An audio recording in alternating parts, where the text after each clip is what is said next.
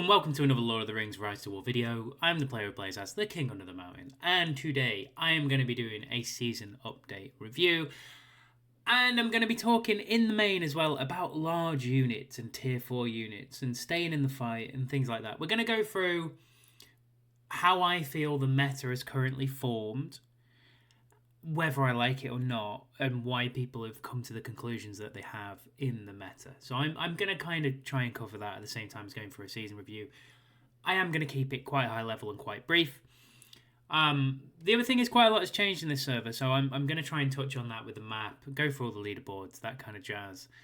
I thought I was probably going to be sieging Rivendell, but I'm not, so I won't be showing the new siege function unless I can do it from my marshal without actually having to siege.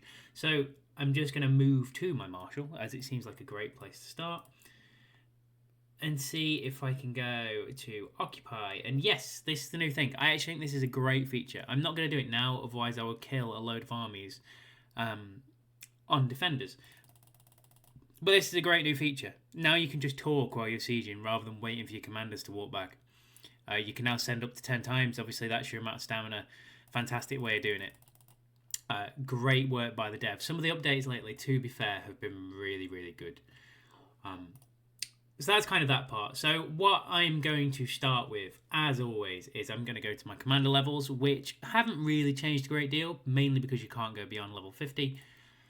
I just need one more hammer, and then I will be trying Agility Saruman. And the theory behind that, I know I've spoken of this before, is that I'm going to make him so fast that he can potentially madden Bjorn. So he's going to be faster than Bjorn, and likelihood is he's going to be able to hopefully hit. I get it's RNG, but hopefully hit him. It gives me another chance, so I then have Sauron and Saruman with a chance at maddening Bjorn going into Skin Changer.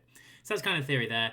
We have got some level 45s. They have done a little bit of fighting now, not a great deal, and it's more accidental fighting than anything else, to be honest. Just try and level Gandalf. I still don't have a B-team amount of equipment. I do have a few more bits of gold lying around after this season. I still need one more of these just to complete it, which is really irritating. I still need one more of these just to complete it, which is even more irritating. And I could do with quite a few of these because I would like to try and run some kind of command helm on one of the DDs just to finally put that theory to bed, I think. But I'm going to talk about that later on. As for the season itself, we are at the end of the One Ring to rule them all, and that is because Dol Guldur has been occupied, and one kingdom, shall we say, has got 5 significant control points. So all that's done, all that jazz is good. We are on day 37 currently, so quite a bit of the season left, to be honest. But like I say, there is a lot changed.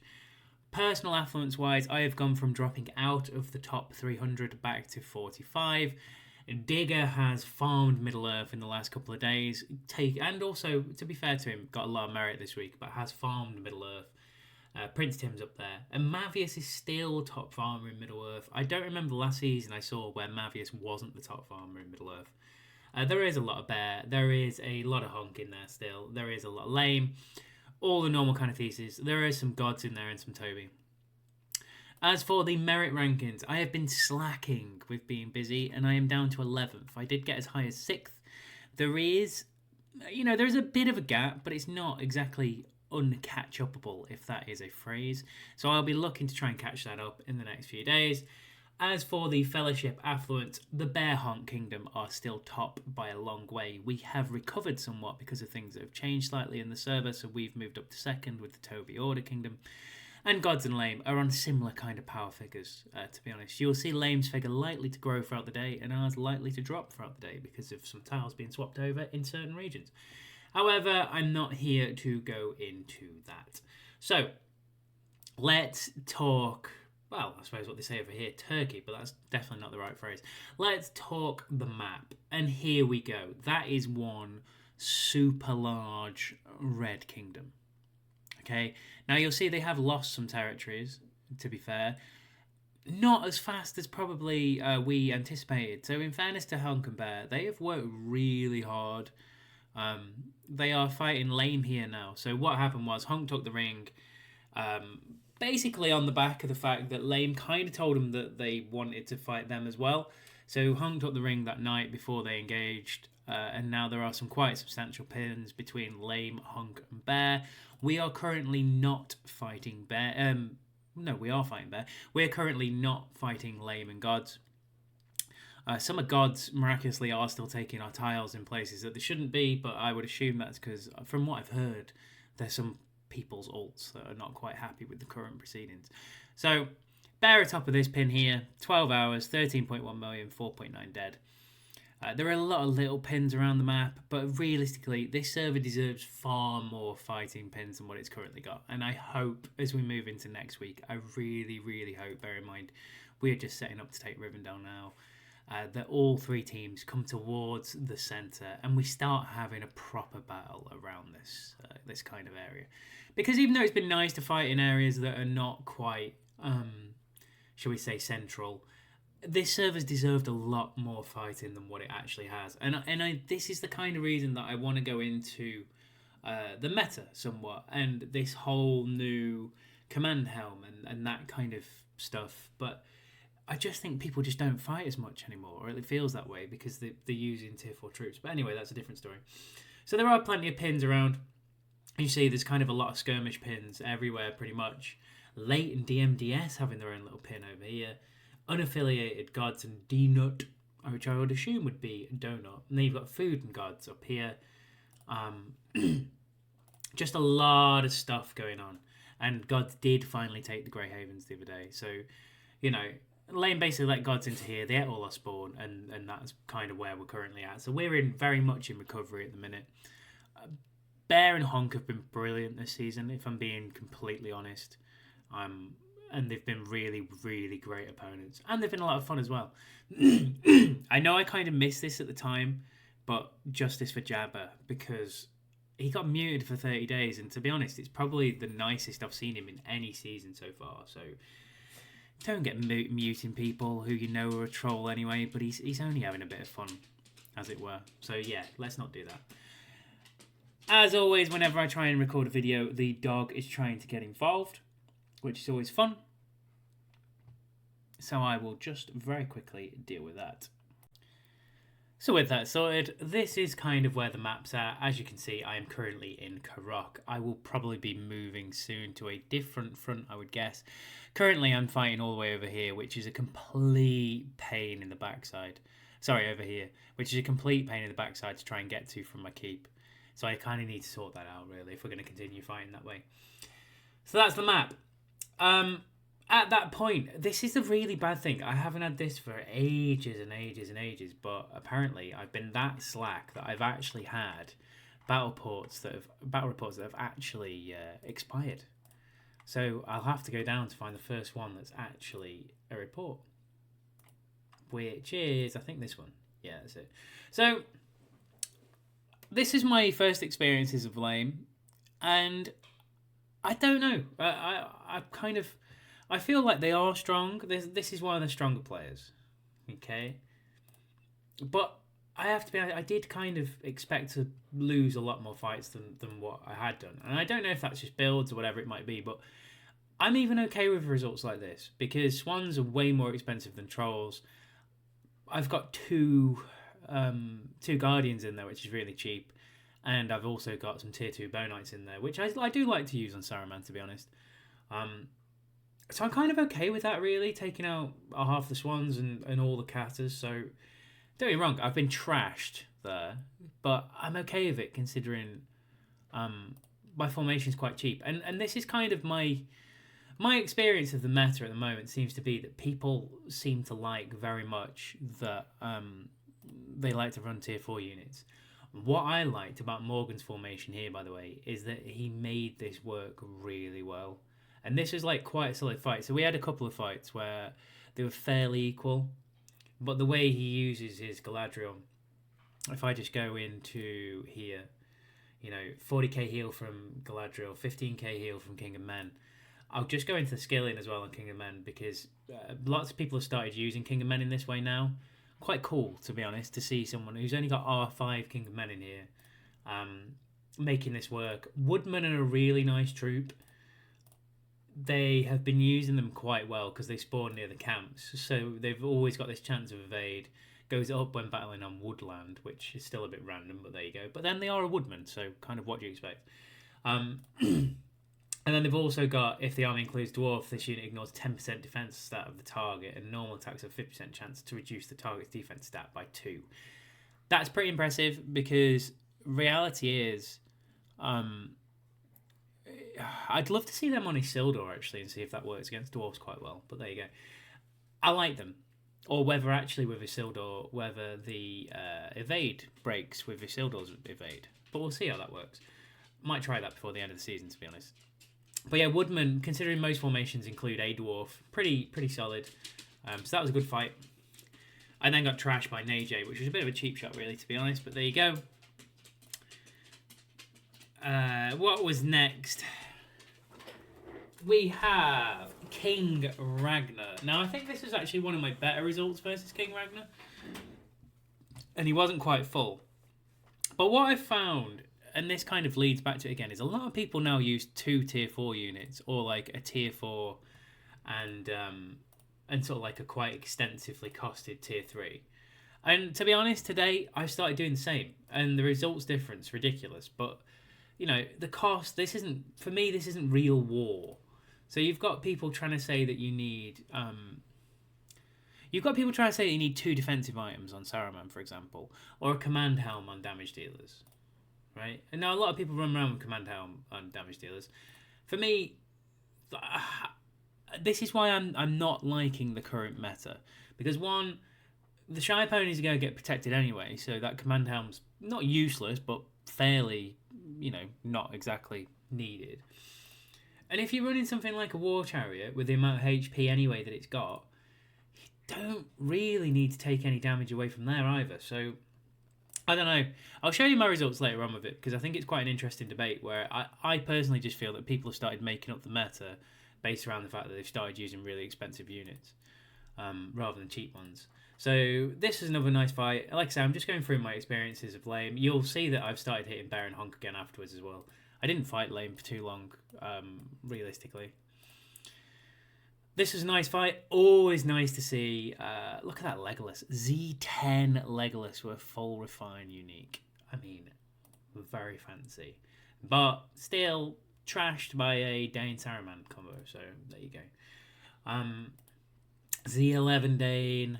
Z1 Gandalf the White, and a Respect 14 Sauron. So I was pretty happy with this as well. But again, people kind of like using the double T4 cat as really expensive formations. You see lots of these formations, and then people go sort of disappearing for 2 or 3 days, which I just don't really think is a fair reflection of the game, or at least not from the seasons that I've been in. So I was half full here, to be fair. And I was pretty happy with this, to be perfectly honest. There's a lot of madness involved in this report. This isn't just a standard result, but yeah, I was pretty happy with that. Don't get me wrong, I've been trashed a lot in the last week, particularly by Bear.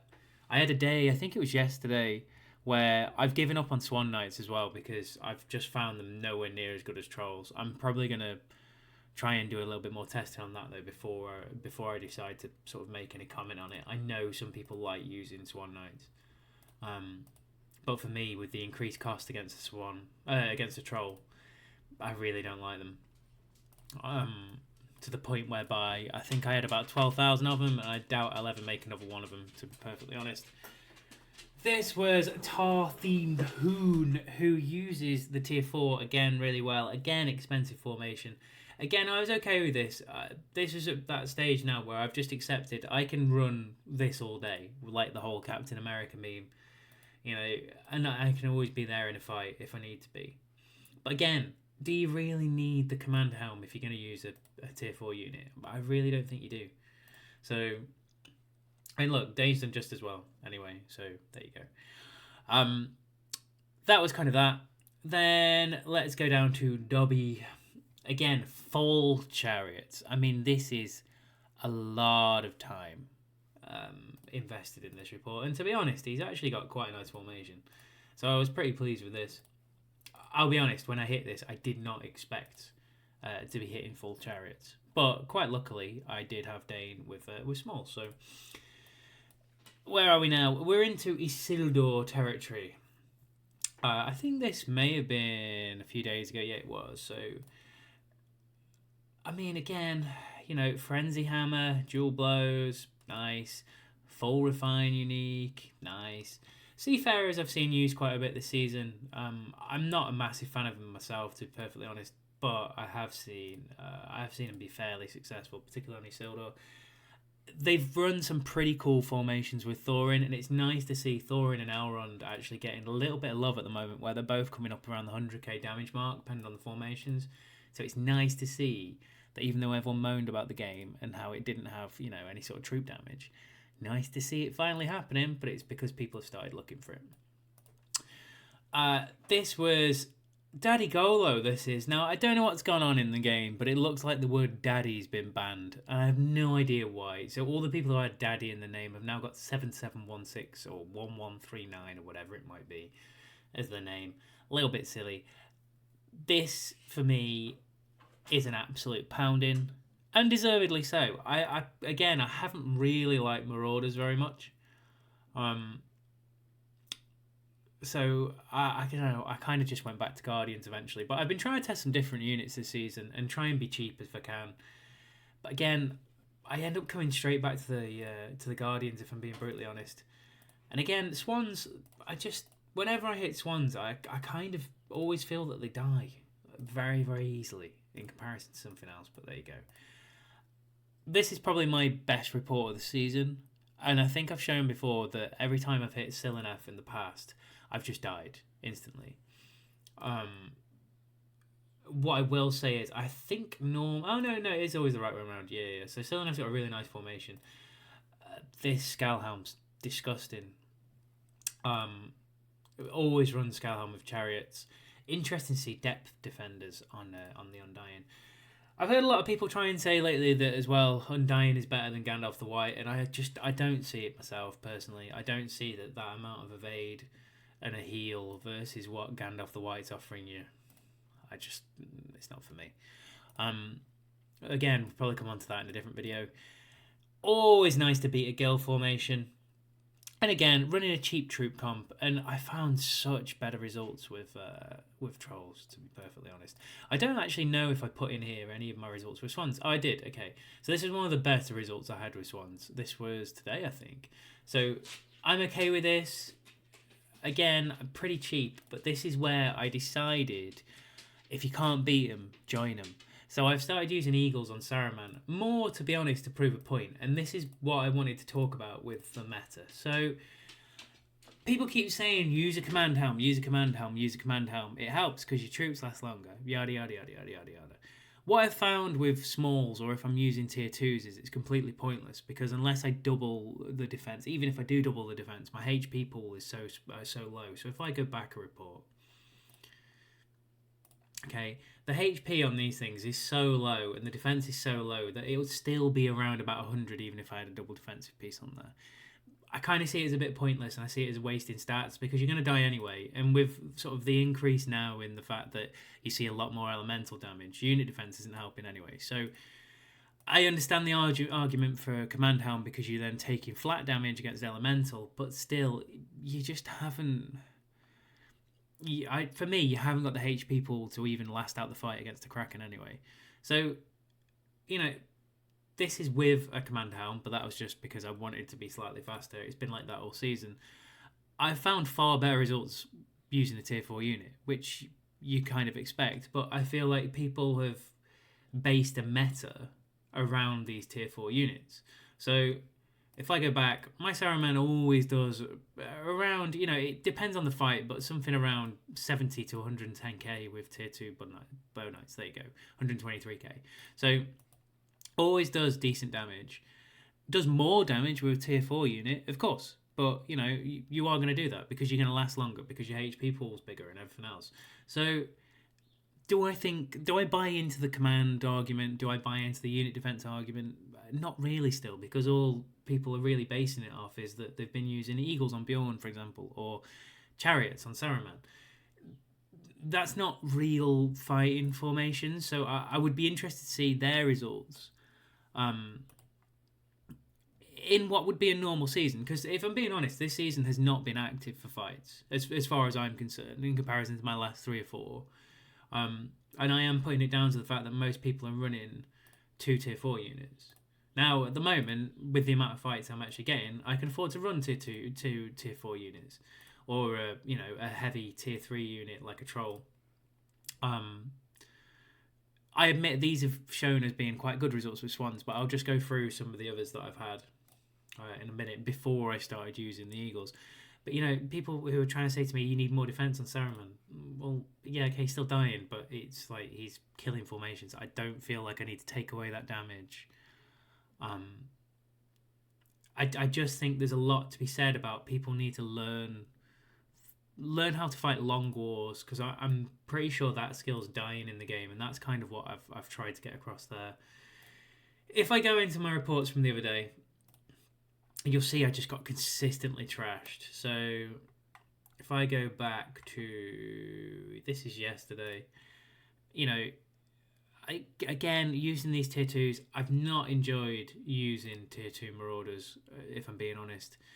And swans in general, there was some madness in this fight, don't get me wrong, but I just feel like I just get trashed far too easily with them. I mean, I was doing a lot better against this guy before. In fairness, this guy's done really well this season.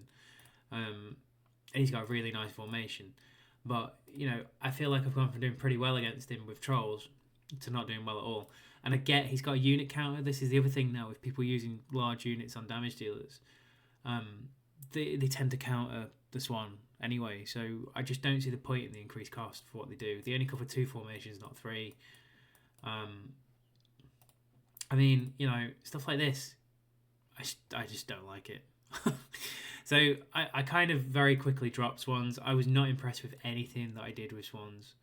I wasn't really impressed with anything that I did with tier 2 Marauders either, really and truthfully. I just preferred using a Guardian. I think I've got a couple more where this one was okay, to be fair. That's not a bad report. But yeah, I really, really didn't like it. Everything just felt very squishy. And then I suppose this is back to using troll, so I don't know.